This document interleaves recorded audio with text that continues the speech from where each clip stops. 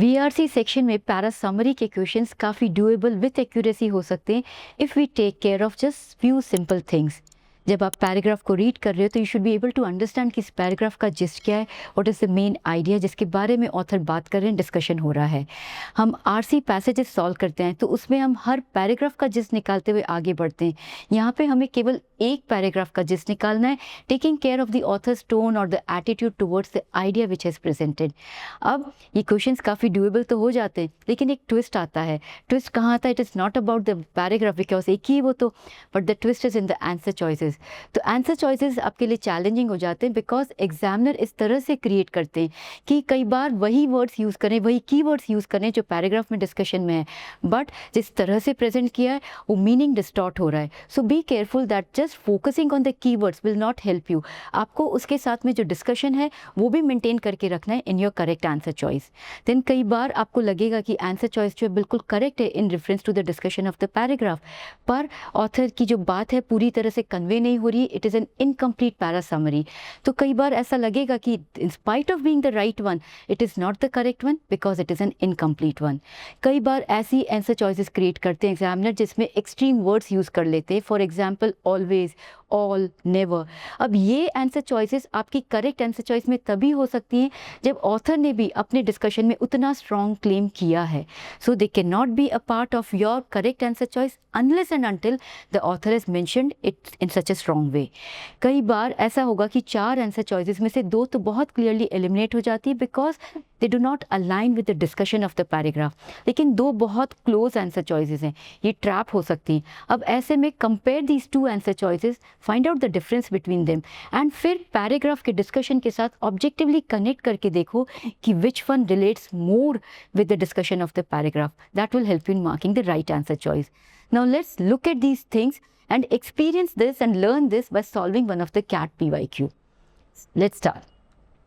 The question says, certain codes may of course be so widely distributed in a specific language community or culture and be learned at so early an age that they appear not to be constructed, the effect of an articulation between sign and referent, but to be naturally given. जब आपके पास बहुत लंबा sentence हो तो आप देखो कि उसके अंदर क्या हाइफन्स के बीच में कोई पार्ट ऑफ द सेंटेंस है या ब्रैकेट्स में कुछ है, तो फॉर द टाइम बीइंग उसको छोड़ दो ताकि सेंटेंस छोटा हो जाए, कॉम्प्रिहेंड करने के लिए ईजी हो जाए, and then will come back to that part of the sentence. तो डिस्कशन हो रहा है कि सर्टेन कोड्स, कुछ कोड्स के बारे में ऑथर कह रहे हैं कि वो इतने वाइडली डिस्ट्रीब्यूटेड होते हैं कुछ स्पेसिफिक लैंग्वेज कम्युनिटी और कल्चर में। हम इतनी अर्ली एज पे उनको सीख जाते हैं कि वो हमें कैसे लगते हैं, they do not appear to be constructed, वो कंस्ट्रक्टेड या क्रिएटेड नहीं लगते हैं, पर क्या लगते हैं, they appear to be naturally given. I have just left this part, उससे हमारा कॉम्प्रिहेंशन ईजी हो गया सेंटेंस को लेके। अब वापस इसको रेफर करते हैं। It says the effect of an articulation between sign and referent. एक एग्जांपल से समझते हैं कि रेड ट्रैफिक लाइट की अगर हम बात करें तो जब भी आप रेड ट्रैफिक लाइट देते हो तो यू स्टॉप, दैट मीन्स वो एक साइन है और उसका रेफरेंट हमेशा आपके दिमाग में है कि you have to stop. That is the effect of an articulation between sign and referent. आगे देखते हैं डिस्कशन क्या कह रहा है। Simple visual signs appear to have achieved a near universality in this sense, though evidence remains that even apparently natural visual codes are culture specific. So author इसी discussion को आगे बढ़ा रहे and he says that simple visual signs जो हैं वो एक near universality achieve कर लेते हैं, यानी कि आपने कहीं पे भी red traffic light देखे दुनिया के किसी भी कोने में जाके तो you are supposed to stop, you have that idea about it.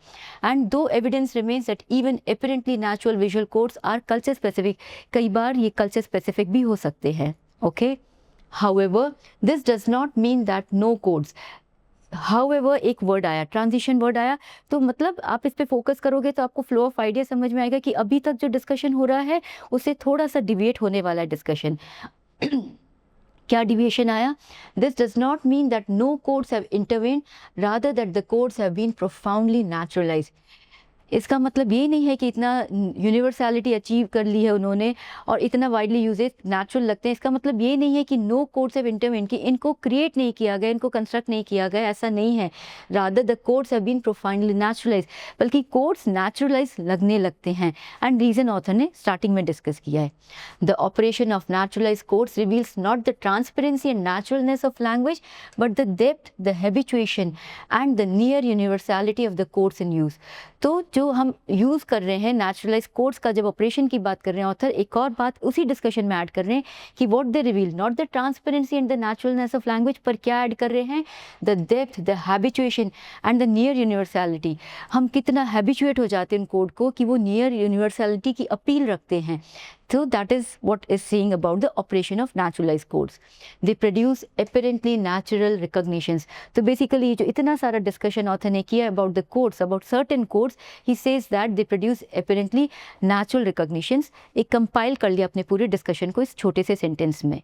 Next he says this has the ideological effect of concealing the practices of coding which are present. What are the practices of coding? That codes are created and they are practiced. तो ये कह रहे हैं कि ये इतना natural recognise हो जाता है कि इसके पीछे की जो आइडियोलॉजी है, यानी कि the process of creating these codes, that gets hidden, क्योंकि वो हमें नेचुरल फील होते तो हमें लगता ही नहीं कि they might have been created और कंस्ट्रक्टेड। अब ये पूरे पैसेज पैराग्राफ की आंसर्स को चेक करने के पहले we will summarize it in our own words, और फिर हम कनेक्ट करेंगे कि हमारी समरी इन आंसर चॉइसेस में से किससे ज़्यादा कनेक्ट हो रही है। तो पैराग्राफ की समरी क्या हो सकती है, author is discussing about certain codes कि वो कंस्ट्रक्टेड नहीं लगते, नेचुरल लगते हैं, एंड उसके पीछे रीज़न क्या है कि it is wide spreadly use and बहुत यंग एज में हम सीख लेते हैं, ये रीज़न बताया हमको। और उसके बाद में कहा कि बिकॉज ऑफ दिस कि हाउ नेचुरल दे बिकम, तो उसके पीछे की जो आइडियोलॉजी, उसको क्रिएट करने की जो ideology, that becomes hidden. Let's look at the answer choices now. Learning linguistic and visual science at an early age makes all such codes appear natural. This naturalization of codes is the effect of ideology.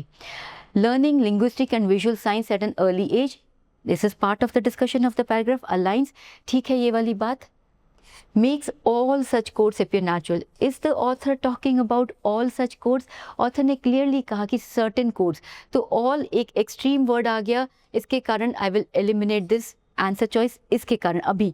उसके बाद आगे discussion देखते हैं। This naturalization of codes is the effect of ideology.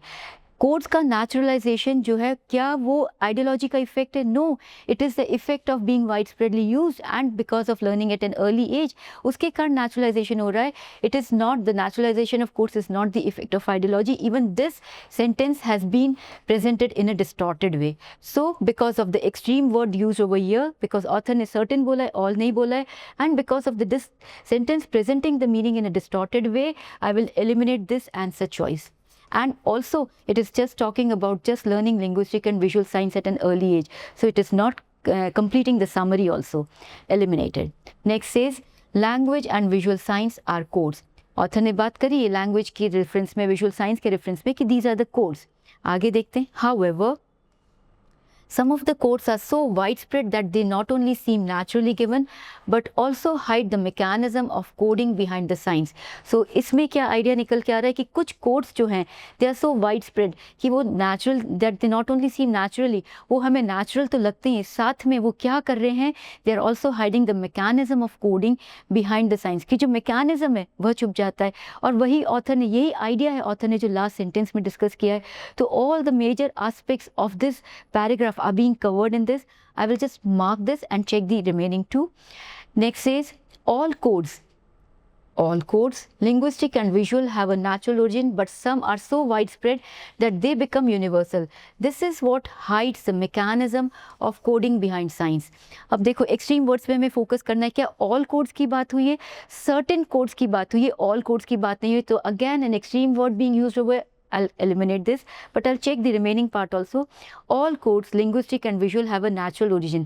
Do the codes have a natural origin? हम paragraph में discuss ही ये कर रहे हैं कि codes are created, codes are constructed, पर वो इतने नेचुरल लगने लगते हैं कि हमें लगता नहीं कि वो क्रिएट हुए हैं। So do they have a natural origin? Again a distorted information, in fact a contradicting information in reference to the discussion of the passage. Then it says but some are so widespread that they become universal. ठीक है, पर हमारा meaning distort already हो चुका है। I'll just check the remaining part. This is what hides the mechanism of coding behind signs.